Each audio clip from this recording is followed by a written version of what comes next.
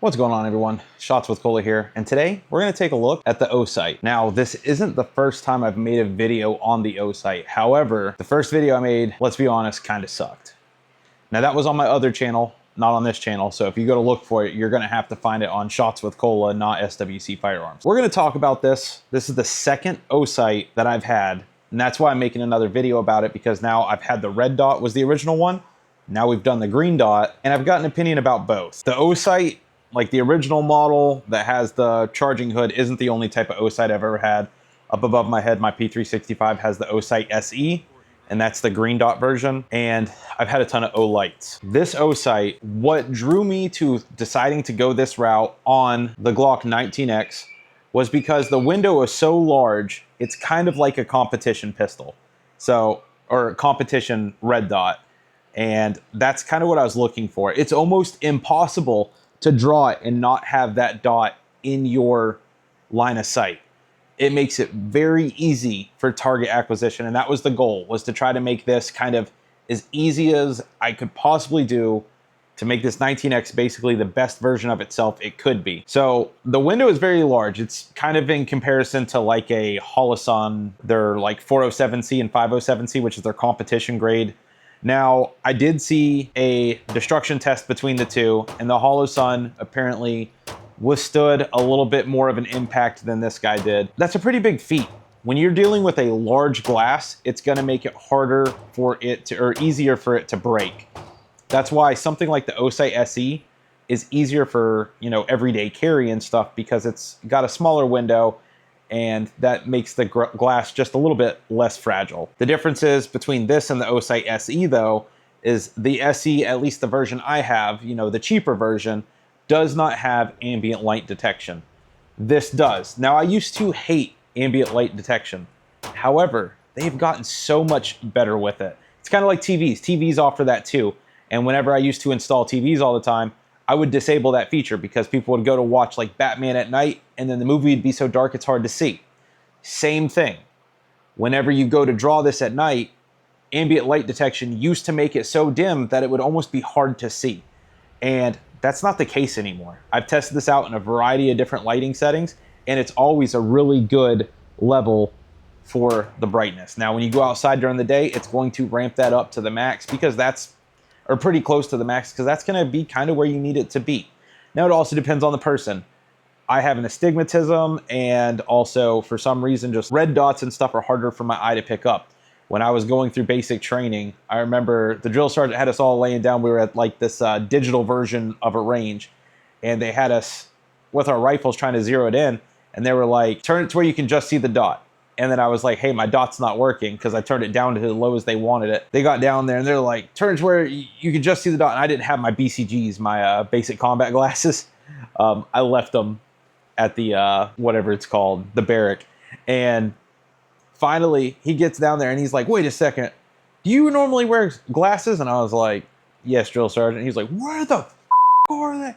And then he made me walk all the way, or march all the way back to the barracks while everybody got to ride in the back of the deuce and a half. So anyway, not relevant. The thing is he could see the dot and I couldn't. So my eyesight is hard to pick that up. Sorry to derail us on that random story. The material on this, it's like an aluminum construct. You've got buttons on the side here, your plus and minus. That's how you're gonna turn it up and down. That's how you're gonna do lockout mode. And that's how you can turn it off. Your elevation's up top, your windage is on the side. So that's how you make your adjustments when you're zeroing. And your sensor is actually up in the front. So wherever the front sees, that's what it's gonna see as far as knowing what to do with your brightness level. Now, you do not have to use that. You can lock it, you can set a brightness and lock it out if you want to. I do like that lighting level adjustment. As far as zero goes, again, this is my second one. The first one was the red dot, this one's the green. I'm going to be honest, I kind of liked the red a little bit better. And I've had a lot of greens, but I'm kind of getting to the point where the green is just, it's a lot. And I'm starting to appreciate the simplicity of what red dots were. And also some of the red dots I still have sitting around. I'm like, it's kind of easier on the eye. The green's kind of harsh. And to be honest, you'd think that the green's gonna be more visible in more situations. But a lot of the time, like target stuff, if you're out in the woods, you got other things that are green. Now, it doesn't make it really hard to find the dot, but I feel like it was just a little bit easier on the eye to catch the red than it was the green. The green definitely is brighter, but I think that's about all it's got going for it. Now, unlike the Osight SE, this is an open emitter. So this is not a closed emitter with a back glass and front glass. So if you get something in there, you can cover up the actual emitter and make it to where your red dot is rendered useless in that moment. And if something gets wedged in there, there's a chance you're not going to be able to get it out. I'm not sure if this has like a little lens over it. I've only recently started noticing lenses over some of them whenever I got a Monstrum, and I realized they had a lens and it was causing like a reflection on the front. This doesn't do that. I don't think there's a lens over it, but also I can't really fully tell. Altogether though, it holds 0. It's a big window. If your goal is target shooting and you need an RMR footprint, 100% would recommend. If your goal is to everyday carry, it's kind of large. And to be honest, most RMR footprint firearms, most people don't everyday carry. I say most people, and you might be the exception, but around here, people that I associate with, most of the people that I associate with have gotten to the point where they're carrying micro pistols. It's very rare that you find somebody that's carrying a Glock 19 or a Glock 17 anymore because of the 43X, the P365, the Bodyguard 2.0, all the small stuff has made it to where these are more of backpack and truck guns. Because this one, and I haven't tested it to see, they may have made some improvements. I'm not entirely sure.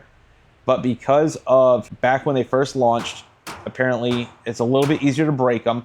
And I would understand why. That is a very large glass. The Trijicon SRO.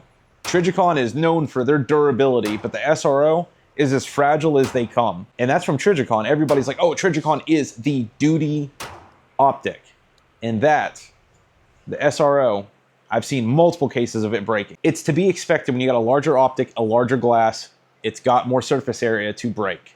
Things like shocks and stuff, whenever it hits the ground, is a little bit more present when your glass is larger on your optic. So just understand that. And that leads me to not necessarily want to everyday carry this, because if you everyday carry it, your chances of dropping it and stuff are a little bit higher than if it's just a range toy.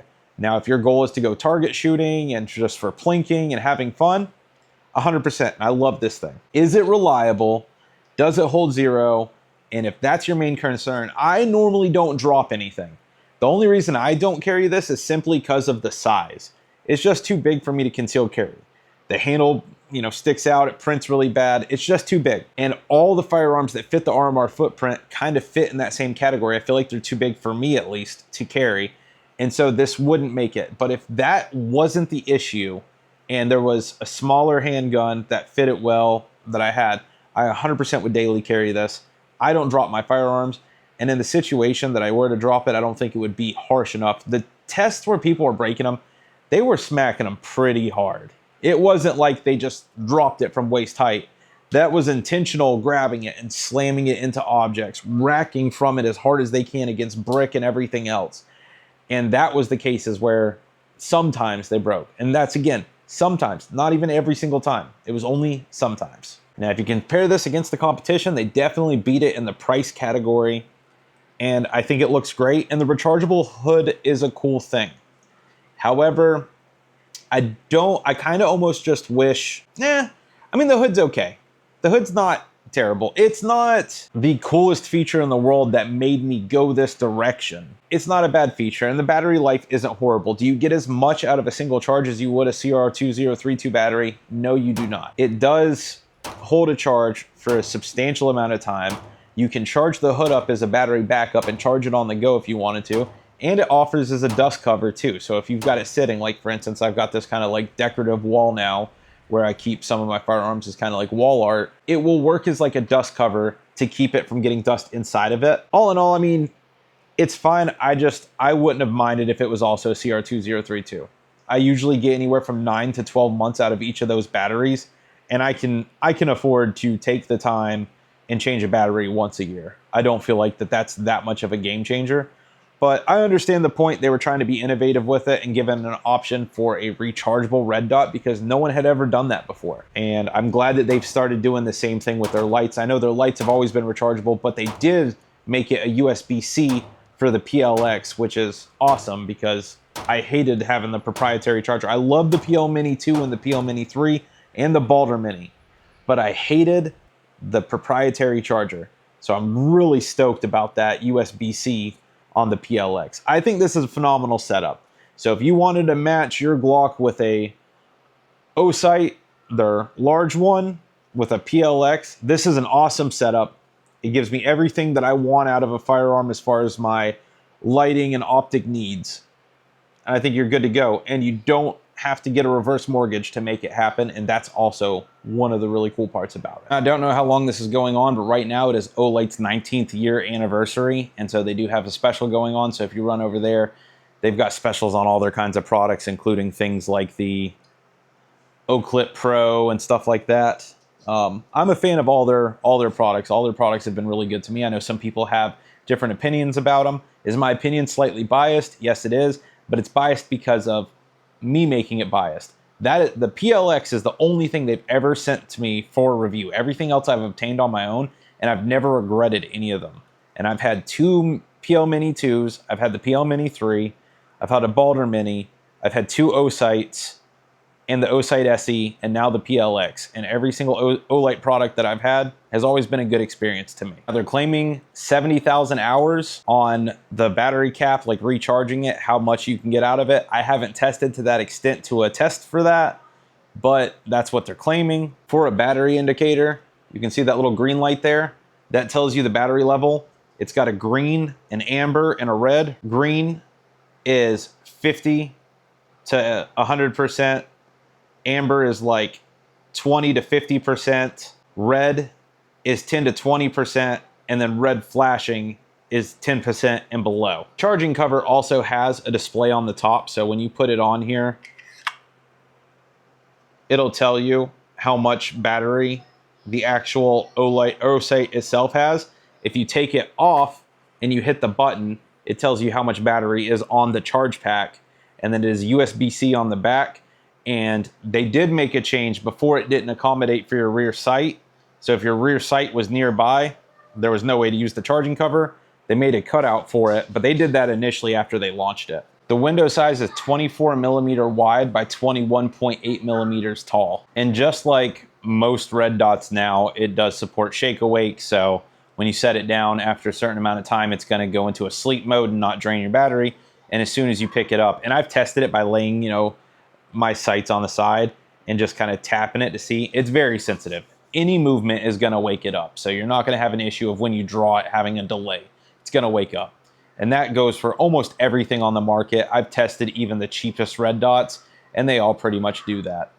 So that's the Osight. This is my redoing the video with actual, real information and from a long duration of experience. I've been using the Osights, the original ones, for about 2 years now. And so far, I've had 0 issues with zeroing, and I've had no failures at all. Now, again, I don't drop them, bang them against stuff and everything else, because that's not really the lifestyle that I have with my firearms. However, if you do work in some sort of duty situation, you may want to consider that, because they have failed some tests in the past, and you might want to look towards Holosun to see if they got a model that stands up a little bit better, or look into a Trijicon RMR. However, Trijicon RMR is kind of running on old technology now, and things like the parallax or whatever it's called in the window cause the dot to shift a little bit. Is it enough to make you miss your target at close range? No. But if you were to try to be shooting at far range, it could. And I don't know what you do for work, but if you need something like an RMR for durability purposes, there's a chance maybe you do need long range. In the civilian world, as regular person, it's highly unlikely that you're going to need anything that's going to be parallax free of issues at close range, but to each their own. Some people just like having that confidence in knowing, and that's something that was brought up to me by someone on their YouTube video with RMRs. I've never had an RMR. I've had no real interest in picking one of those up because of the price point, but it's something that I noted. I do appreciate you guys watching, and if you would, please hit this video with a like. Tell YouTube my channel is actually informative and kind of good. Because without you guys liking it and subscribing to the channel, YouTube has no way to know whether my channel is any good or if it's just straight trash. And so take that little bit of time. I'd appreciate it. It'd mean everything to me if you just went down there and hit the like. And consider subscribing. I got a whole series coming up with that. We got a brace. We got an FRT coming. That's why I've got replacement triggers and all that stuff coming up. We're about to be doing all sorts of stuff. It's a V series, and we're going to find out if I can make an FRT work in it. So I've done a lot of homework and I think we're going to be good, but we'll find out at the range. So subscribe and check out those videos when they come up. I appreciate you guys watching, and I'll see you on the next one.